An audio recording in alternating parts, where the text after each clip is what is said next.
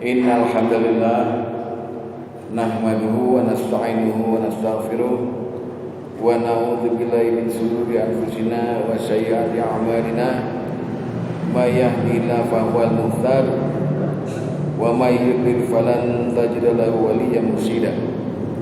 Asyhadu an la ilaha illallah wahdahu la syarika lah wa asyhadu anna Muhammadan abduhu wa rasuluhu la nabiyya ba'dah. Allahumma fassalli wa sallim wa barik ala Muhammad wa ala alihi wa sahbihi wa mawala wa la hawla wa la quwwata illa billah. Amma ba'du fa ya ibadallah usikum wa nafsi bi taqwallah wa ta'ati la'allakum turhamun.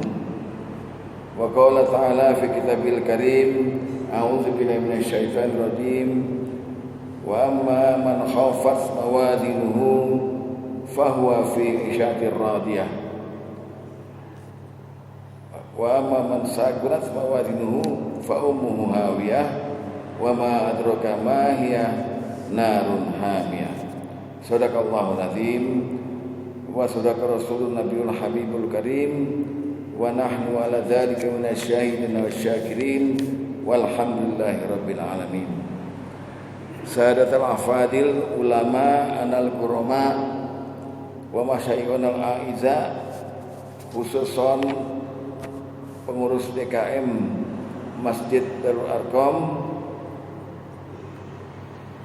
kemudian pengurus Mashuda Masjid Darul Arqam, dan Bapak Ibu sekalian yang dirahmati Allah, mari sama-sama kita bersyukur kehadirat Allah. Pada hari ini Allah masih memberi kesempatan pada kita, memanjangkan umur kita untuk sama-sama kita kumpul melaksanakan kewajiban yang Allah berikan pada kita, yaitu sholat subuh berjamaah dan muzakarah. Muzakarah itu artinya ingat. Ingat siapa, Pak? Ingat Allah. Tadi Kiai Pak Ustadz Imam kita membacakan Al-Hasyr. Al-Hasyr itu ayat 19-nya nyuruh kita supaya jangan lupa sama Allah. Wala takunu kallazina nasullaha fa'ansahum anfusahum ulaika humul fasikun. Paling tidak ngaji kita kali ini mencegah kita menjadi fasik. Jangan kamu lupa sama Allah sehingga Allah menyatakan kamu lupa diri. Fa'ansahum anfusahum. Orang yang lupa diri, orang yang fasik. Nah, kita dicegah sama imam tadi supaya jangan jadi orang yang fasik. Maka kita ikhlas. Mestinya hari Ahad nih hari olahraga, hari tidur. Habis subuh makan nasi uduk terus tidur. Kali ini kita pakai untuk muzakarah. Insya Allah Allah memberikan ampunan, rahmat dan ridhonya untuk kita. Amin. Sesuai janji Nabi. Nabi berkata, siapa yang hadir man hadoro di majlis taklim, walaupun cuma sekejap aja, walaupun hadirnya itu dipakai begini, Pak, dipakai merenung, namanya tidur, ngaji tidur, atau jider, ngaji nyender, nggak ada ya? Atau jikir, ngaji di tempat parkir. Oh, si Haris lah. Jadi semua itu Allah ampunin. Amin. Nah, sekarang saya mau kasih kabar yang datang dari Allah Subhanahu wa taala via Al-Qur'an, yaitu mengenai bahwa kita ini orang beriman. Orang-orang beriman ini pasti dikasih pahala. Wa yubashshiral mu'minina alladzina ya'maluna sholihati anna lahum ajran hasanah. Quran ini fungsinya memberi kabar gembira pada kita bahwa orang-orang beriman dan beramal soleh pasti dapat pahala, ajran hasanah, pahala yang baik. Dalam surat Al-Isra ayat 9 malah disebut ajran kabiro, pahala yang besar. Dalam surat lain disebut lagi untuk orang beriman dan beramal soleh dapat pahala yang gak putus-putus. Falahum ajrun ghairu mamnun.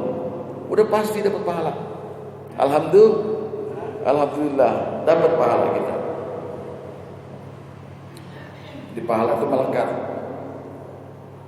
Syaratnya cuma dua, beriman, beramal soleh.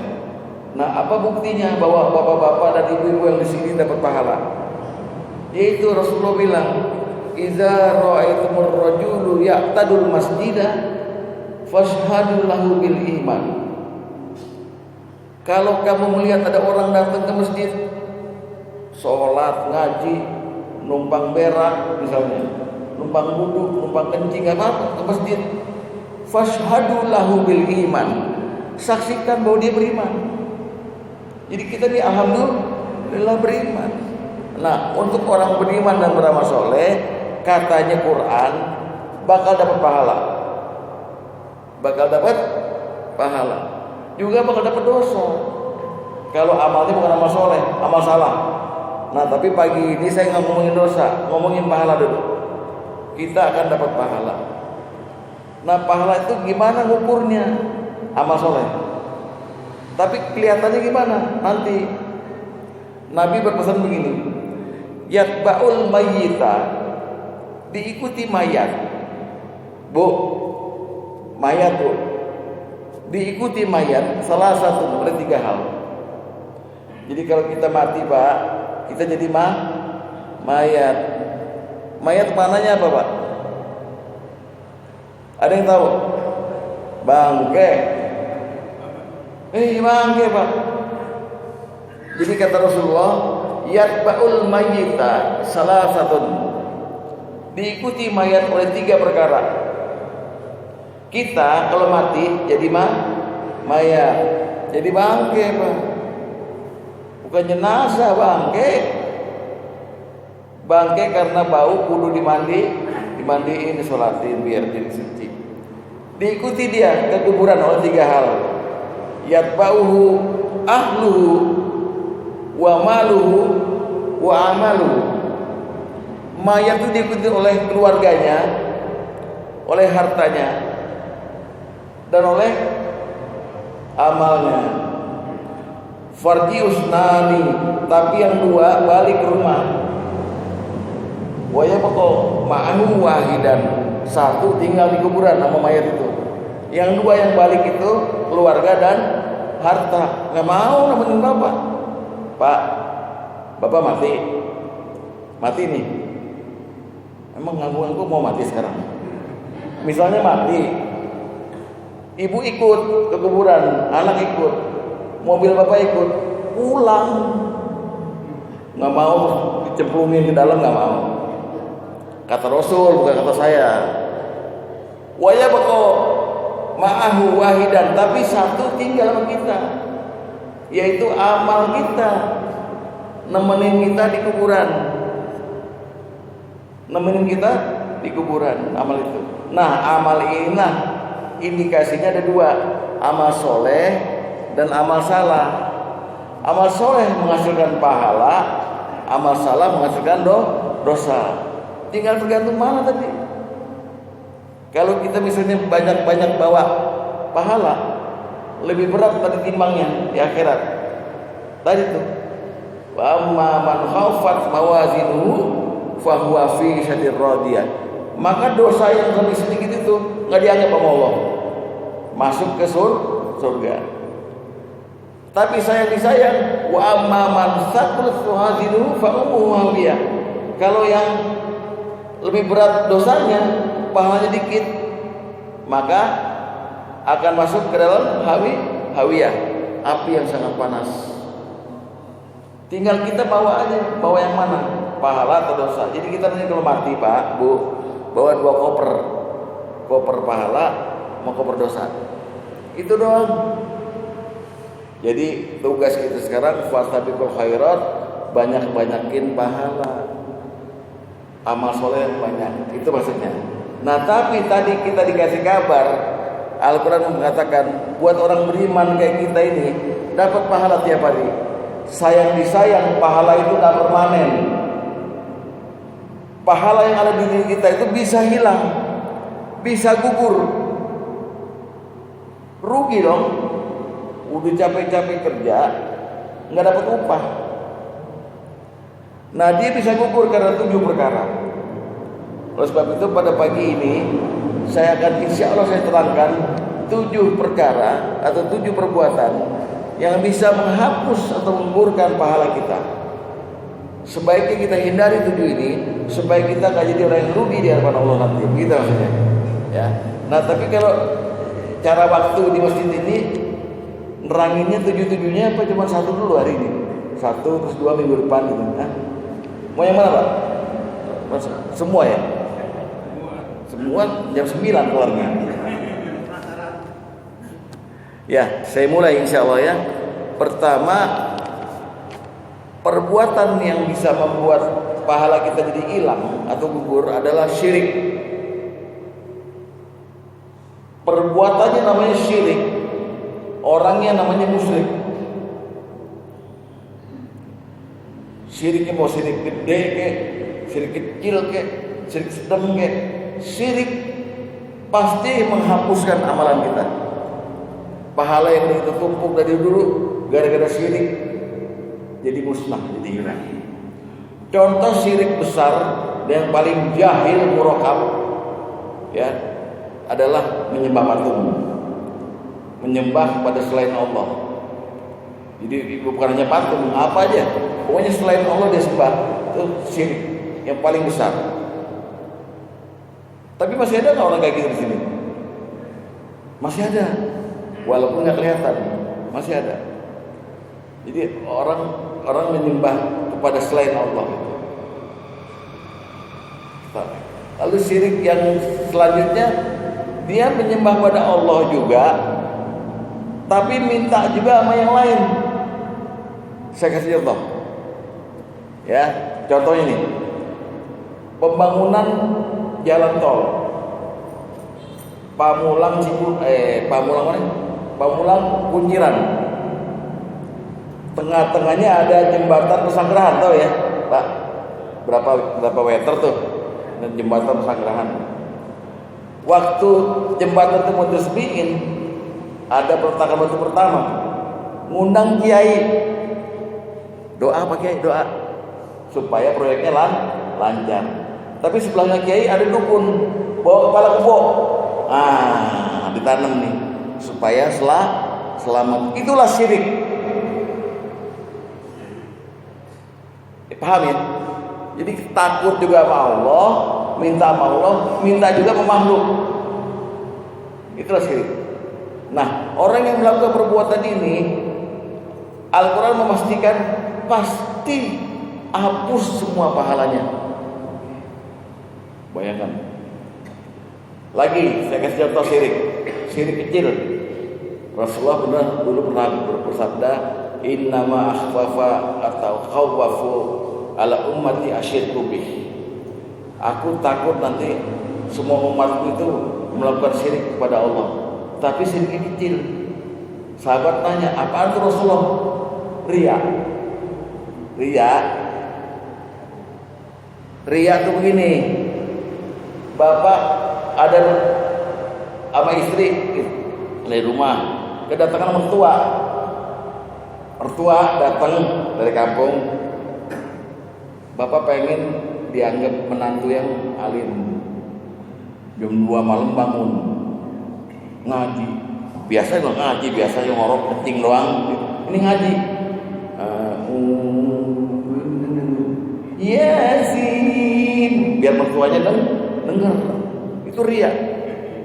Bener Pak. Nggak percaya, bener deh. Jadi hati-hati, jangan sampai kita mengharapkan pujian makhluk terhadap ibadah kita. Jangan sampai kita pengen didengar sama orang bahwa kita hebat, kita alim. Itulah dia. Nah, itu termasuk syirik. Nah, perbuatan semuanya syirik tadi itu ya, menghapus amalan kita. Bapak nanti bisa cek di dalam Al-Quran mengenai syirik ini, yaitu di surat Al-An'am ayat 88, walau asraku lahabitu anhum ma kanu ya'malun. Seandainya mereka berbuat syirik, maka kami hapus semua pahala mereka. Kami lenyapkan semua yang mereka kerjakan di dunia ini. Itu kata Allah. Hati-hati. Jadi perbuatan pertama adalah syirik. Syirik penghapus amalan kita. Bahkan untuk orang yang riya tadi, riya yang suka memamerkan kebaikannya, riya ini halus Pak, hati-hati Pak. Ngukur Bapak bisa bebas dari riya apa enggak? Tolong kalau punya kelebihan harta, sumbangin gede ke masjid. Tapi jangan pengen disebut namanya. Saya kasih contoh, Ketua Masguda Bapak Haji Nasruddin menyumbangkan 2,5 miliar misalnya ke Masjid Anas, misalnya, mesen nama saya. Jadi jangan sampai tahu 2,5 miliar, amin dong, amin. Jangan sampai tahu yang lain dia, ya. Jadi disebut hamba Allah. Hadir pula beliau jumatan di Anas, disebut hamba Allah menyumbang 2,5 miliar. Nggak tahan dia, masuk sebelahnya bilang, gue nggak tahan 2,5 miliar Pak, kan hebat. Hati-hati, riya itu halus. Nah, untuk orang yang riya gini, bahkan Rasulullah menginformasikan nanti di hari kiamat nasibnya ketika mau minta pahala haji, pahala sedekah, pahala sholat, pahala puasa, dia dibentak sama malaikat. Malaikat membentak dia dengan berkata begini, izhabu ilal ladzina kuntum tura'una fid dunya. Pergi kamu ke tempat orang-orang yang dulu kamu pamerin di dunia. Pergi, fanzur, dan perhatikan, hal tajiduna indahum jasa, apa mereka bisa kasih pahala pada kamu sekarang. Tuh diusir kita, diusir di akhirat. Jadi kita punya pahala sia-sia gara-gara di dunia nggak tahan.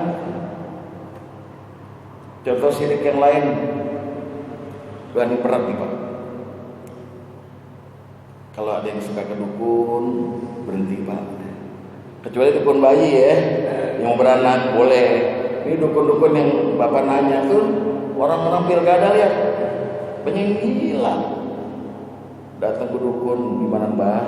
Supaya saya mantap jadi anggota dewan Mbah. Suruh mandi telanjang, mau lagi, bayar lagi. Jadi agama ini kan begitu. Dan itu syirik. Hati-hati. Itu perbuatan pertama. Nomor 2, perbuatan yang bisa menghapus amalan kita yaitu kafir. Kafir. Al-Quran menggambarkan kafir itu hebatnya gini. Masalul ladzina kafaru bi rabbihim. Perumpamaan orang-orang yang kafir kepada Tuhan mereka, a'maluhum karumat. Amal mereka seperti debu. Seperti debu, Pak. Ya kan? Istaddat bihi rihu fi yaumin asif, yang diterbangkan oleh angin pada hari angin kencang. Jadi orang kafir digambarkan oleh Allah dalam surat Ibrahim ayat 18, digambarkan amalan pahalanya itu seperti debu yang berterbangan di hari yang penuh dengan badai. Hilang. Kok bisa begitu? Lalu di tempat lain Allah mengumpamakan orang kafir itu pahalanya seperti fata morgana. Oleh orang yang aus dilihat seperti air disamperin, nggak ada. Kita kalau kafir, nauzubillah, di akhirat kayak begitu, ngelihat pahalanya karena Allah udah bersumpah itu.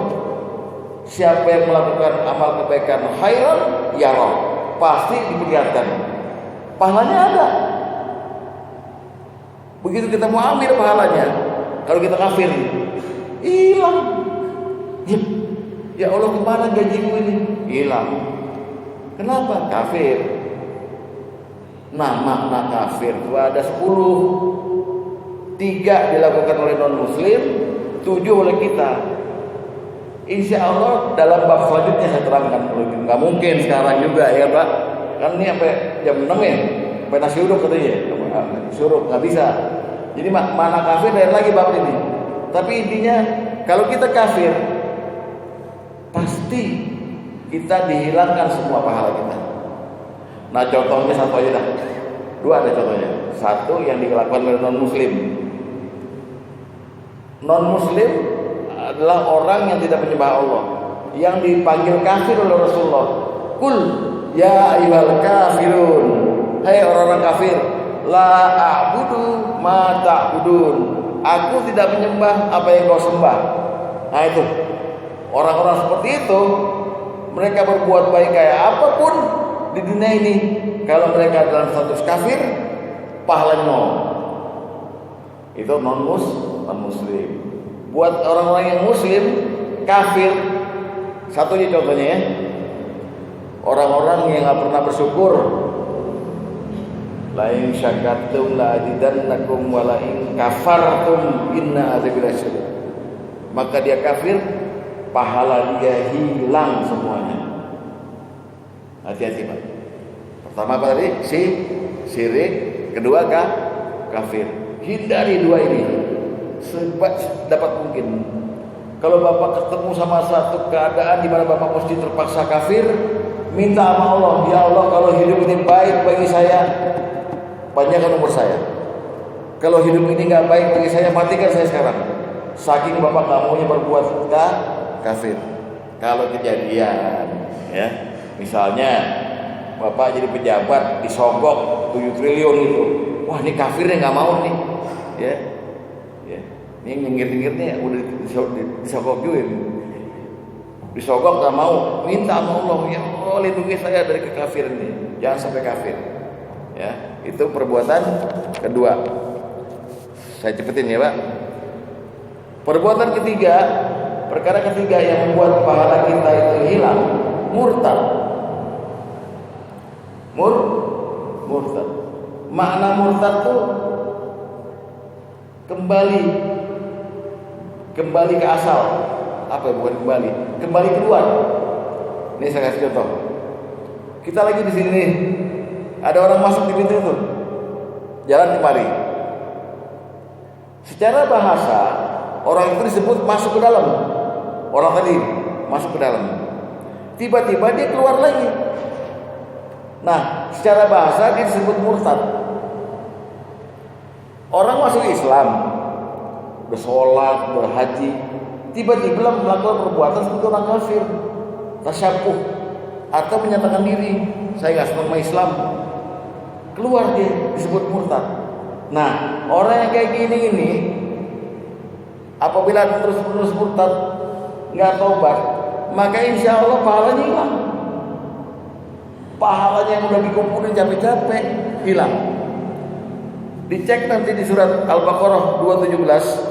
Wa may yartadid minkum an dinihi, barang siapa yang murtad di antara kamu dari agamanya, fayamut, lalu dia mati, wa huwa kafirun, sedangkan dia dalam keadaan murtad begitu, belum minta ampun, faulaika habitat a'maluhum fid dunya wal akhirah, maka dia termasuk golongan orang-orang yang dihapus semua pahalanya, baik pahala di dunia maupun pahala di akhirat. Murtad. Jadi berapa Pak? Udah syirik, kafir, murtad. Saya yakin insya Allah, alhamdulillah di ruangan ini nggak ada yang kafir, murtad ataupun syirik. Amin. Tidak ada, jauh kita. Ya, jauh. Yang keempat, yang keempat mudah-mudahan juga nggak ada ya. Saya sambil ketawa ini, ya mudah-mudahan lah, saya berdoa supaya nggak ada. Munafik.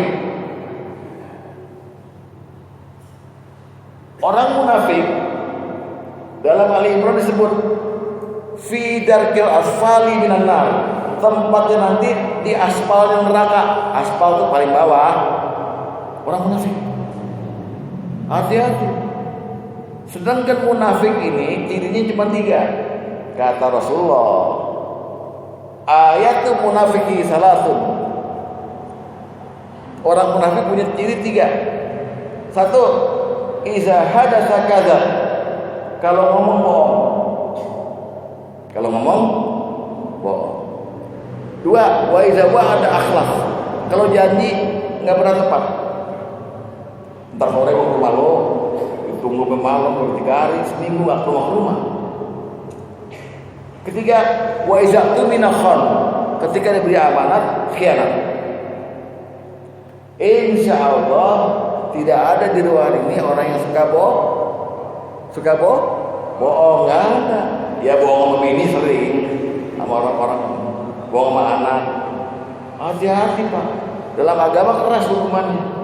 Orang bohong, orang janji selalu meleset, dan orang yang kalau dikasih amanat khianat. Orang yang diberi amanat pasti pernah semua diberi amanat kita, terutama oleh Allah. Saya kasih contoh. Bapak-bapak nih, Bu, bapak-bapak, waktu nikah ini Bu, ngomongnya apa? Qabiltu nikahaha wa taswijaha li nafsi bil mahril mazkur. Hore. Saya terima dan nikahnya dan kawinnya Fulanah binti Fulan dengan mas kawin tersebut dibayar tunai. Sah. Tapi waktu ngomong qabil itu sumpah. Saya terima amanatnya, segala kelakuan dia ini dari ayahnya pada saya didik dia menjadi ahli surga. Itu sumpahnya. Bini ditabok, bini tepelek. Kira-kira yang itu amanat bukan? Ukur diri sendiri. Termasukkah kita orang munafik dari perkataan, dari amanat, dan dari janji? Ya, itu perbuatan keempat. Jangan sampai jadi orang munafik. Nomor 5, dikit lagi Pak. Nomor 5, orang yang hapus amalannya, pahalanya hapus, adalah orang yang hidupnya di dunia hanya bertujuan untuk dunia. Suksesnya diukur di dunia, nggak pernah mikirin akhirat. Orang-orang barat kayak gitu Pak. Orang barat itu Bapak lihat, apa yang dihasilkan orang barat selalu bagus. Lagunya, ilmunya, teknologinya. Kenapa? Karena mereka yang lahir dengan serius itu. Kalau udah sampai puncaknya, mereka anggap itulah kesuksesan hidup. Nanti udah sibuk hari Jumat, lalu mereka bilang, thank God it's Friday. Terima kasih Tuhan ini Jumat. Malamnya mabok, Sabtu ini berzina, Minggunya tidur, Seninnya kerja lagi. Muter aja gitu, nggak mikirin nggak ada orang barat bilang, oh ini dermawan, ini bakhil, ini surga neraka. Hanya dunia aja. Nah kita orang Islam kadang-kadang begitu, udah keracunan. Ibu-ibu ngobrol, satu nanya, Jang anakku di mana sekarang? Lulusan Korea, sekarang tugasnya di Jerman, lulusan nuklir. Enak ya, gajinya gede. Yang satu, saya cuma anak saya dokter, lagi di Papua sekarang. Oh tapi enak, dokter spesialis lagi. Yang satu, anak saya jurusan tarbiyah. Dapat apa nih tarbiyah? Segitu rendahnya agama Pak. Segitu rendahnya akhirat. Tapi kalau dunia dibanggakan. Nah itu. Nah orang yang model begini pikirannya, nalarnya begini, itu amalnya hapus semua. Gak ada, karena tidak menghargai Allah, hanya menghargai duniawinya aja. Nah ini Bapak cek nanti di surat Hud surat 11 ayat 15 dan 16. Man kana yuridul hayatad dunya, barang siapa yang pengen hidup di dunia aja, wa zinataha, dan perhiasannya dan segala hartanya, nuwaffi ilaihim a'malahum fiha wa hum fiha la yabkhasun. Kami akan berikan, kata Allah, kesuksesan. Silakan. Pengennya apa? Sukses. Tapi di akhirat, lihat, ulaikal ladzina laisa lahum fil akhirati illan nar. Di akhirat mereka enggak dapat apa-apa kecuali neraka. Kenapa? Karena Allah berkata, wa habitu ma sana'u fiha wa batilum ma kanu ya'malun. Kami hapus semua perbuatan mereka, memorinya hilang semua. Semua pahala mereka kami lenyapkan. Hati-hati Pak. Jadi jalan pikiran kita, nalar kita, suksesnya orang muslim dan mukmin, terutama yang hadir di Arkom ini, suksesnya itu ukurannya adalah husnul khotimah. Bapak bisa mati selamat aja, alhamdulillah. Berapa mati selamat? Jangan dianggap enteng. Untuk mencapai mati selamat perlu 5 syarat. Husnul khotimah perlu 5 syarat. Insya Allah dalam bab selanjutnya. Nah hari ini saya lagi. Lalu catat di kafir ya. Kan lumayan dipanggil mulu saya. Ya, insya Allah. Tuh nomor 5. Nomor 6 yang gak kalah penting juga, yang bisa ngapusin pahala kita, dengki atau hasad. Dengki itu apa lagi? Dengki itu iri. Saya pernah ngaji, depan saya ibu-ibu, majelis taklim ibu-ibu di Setiabudi di Benhil. Saya lagi nunggu adzan karena udah adzan waktu itu saya datang terlambat. Saya lihat ini ibu-ibu ngobrol sama-sama. Nah ada ibu-ibu yang 3 nih, begini nih. Sini ada satu pakai gelang, yang mana gini. Yang sebelahnya bilang palsu. Aku lihat belinya. Bu, itu surga apa neraka begitu? Surga apa neraka? Ngapain ngurusin orang? Tapi yang biasa dengki itu bukan ibu-ibu, justru bapak-bapak. Bapak-bapak tuh kalau gibah detail. Lu nggak ke rumah sono? Gue tahu. Gue udah tahu orangnya siapa sekarang. Mbahnya begitu tuh. Mbahnya yang nggak salah diikutin juga diomongin. Itu bapak-bapak. Jadi dengki itu bibitnya adalah al-ghadab wal adawah. Benci, marah, dan permusuhan. Jangan dengki. Kata Rasulullah, iyyakum wal hasada. Jauhilah dengki. Jauhilah ini. Fa innal hasada ya'kulul hasanati kama ta'kulun narul hatab. Karena dengki bisa memakan pahala kita seperti api memakan kayu bakar. Sekali dengki pahalanya dibakar. Dengki pahalanya dibakar. Terus sampai habis hidup kita hanya dengki. Dalam sejarah Islam ada satu orang yang disebut orang paling dengki, sehingga digambarkan sebagai nama surat, yaitu Abu Lahab. Abu Lahab dengki pada Rasulullah. Ya Allah, Rasulullah itu bukan iseng, cuman mau meyakini aja, minta izin sama Allah. Ya Allah, izinkan saya untuk dakwah di depan kafirin Quraisy Mekah ini. Karena beliau dari remaja udah disebut Al-Amin, orang yang dipercaya. Rasulullah kumpulin orang di Jabal Qubais. Kumpul. Apakah kalian percaya kalau saya katakan bukit ini ada musuh menyerang kalian? Oh, kami percaya. Apakah kalian percaya bahwa saya Rasulullah dan kalian akan diazab oleh Allah kalau nggak percaya begitu? Kami percaya. Abu Lahab sambil muncul cek mata habis bangun tidur. Celaka kamu Muhammad. Hanya untuk ini ya kita dikumpulkan semua. Waktu dia ngomong tabalaka, turun ayat tabat yada Abi Lahab. Celaka Abi Lahab. Begitu pula Allah langsung melaknat istrinya. Wa mra'atuhu hammalatal hatab. Begitu pula istrinya Abi Lahab, si pembawa kayu bakar, tukang dengki, tukang fitnah. Digambarkan dalam Quran jelas. Jadi hati-hati, Rasulullah berkata, jangan kalian dengki. Sekali kalian dengki, kedengkian kalian itu akan memakan pahala seperti halnya api memakan kayu bakar. Ya, jadi syirik, kafir, murtad, munafik, kepengen dunia aja. 6 dengki.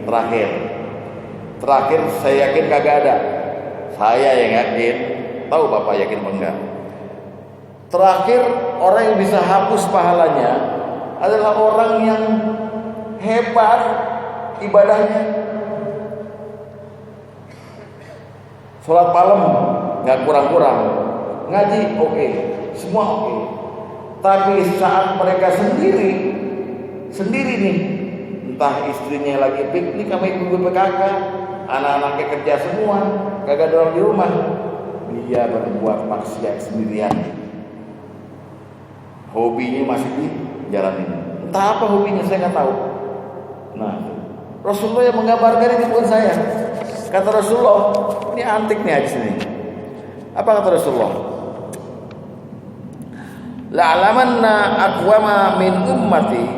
Aku tahu ada kaum dari kelompok umatku, ya'tuna yaumal qiyamah, datang di hari kiamat, bihasanat, dengan pahala-pahala, amsali jibali tihamah bidha, seperti gunung Tihamah yang putih. Jadi Rasulullah menerangkan, aku nanti tahu ada sebagian dari umatku yang datang di hari kiamat di hadapan Allah bawa pahala seperti gunung Tihamah yang putih, gitu ya. Tapi Allah menjadikan pahalanya itu wajalah haba'an mansura, seperti bulu yang berterbangan.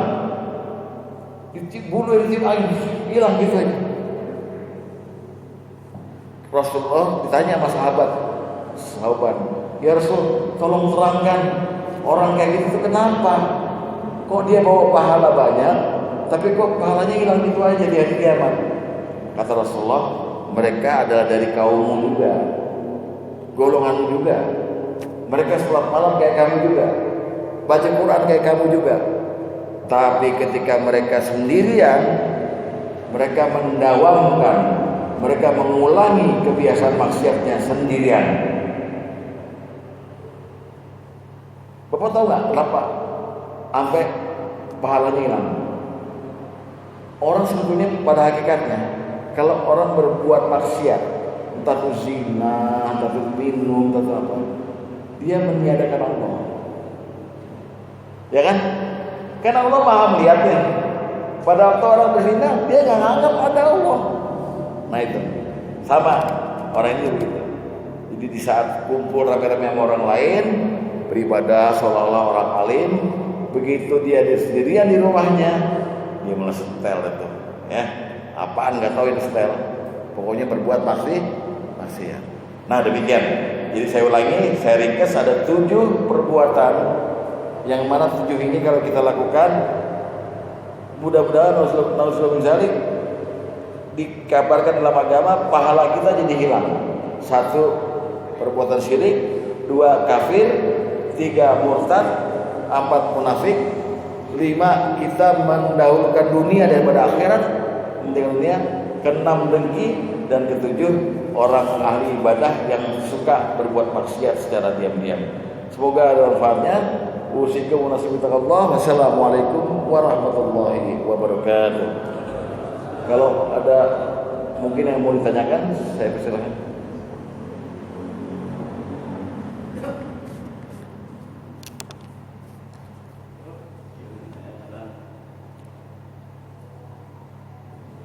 Semisal nggak ada, jangan dipaksain, Pak. Oh iya, Pak. Itu kan kalau ria dengan apa? Sum'ah. Bukan. Maksudnya orang kan ada yang bisa beramal.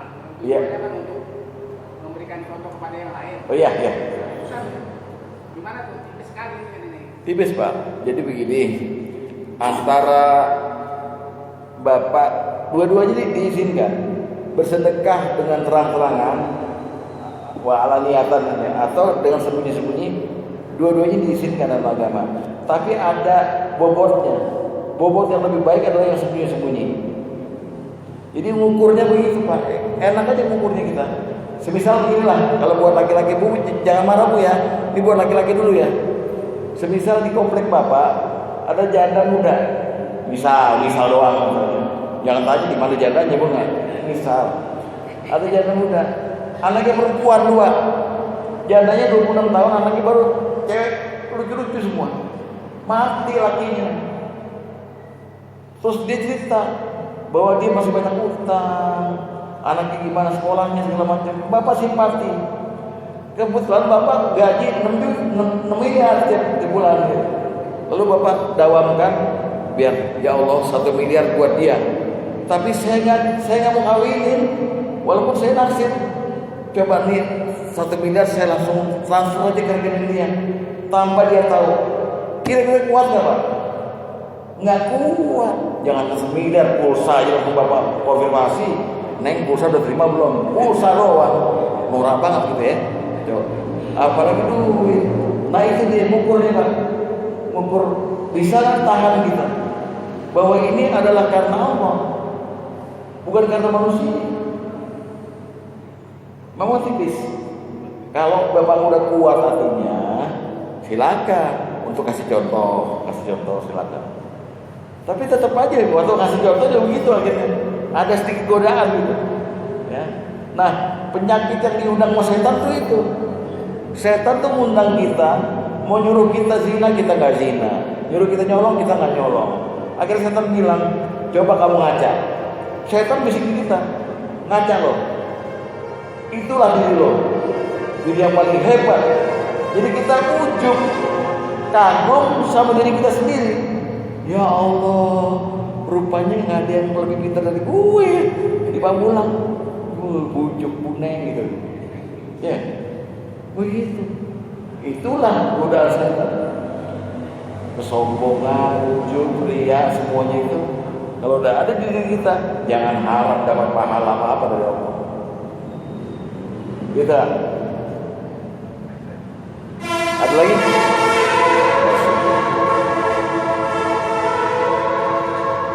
Ada lagi? Ibu-ibu ada yang bertanya? Baik, kalau sudah tidak ada, mari kita tutup dengan doa kafaratul majelis. Semoga apa yang saya sampaikan tadi dapat kita amalkan bersama untuk kita mencapai derajat insan kamil, manusia yang sempurna, baik sempurna di dunia maupun di akhirat nanti. Mari kita baca subhanakallahumma wa bihamdika asyhadu an la ilaha illa anta astaghfiruka wa atubu ilaik. Wassalamualaikum warahmatullahi wabarakatuh.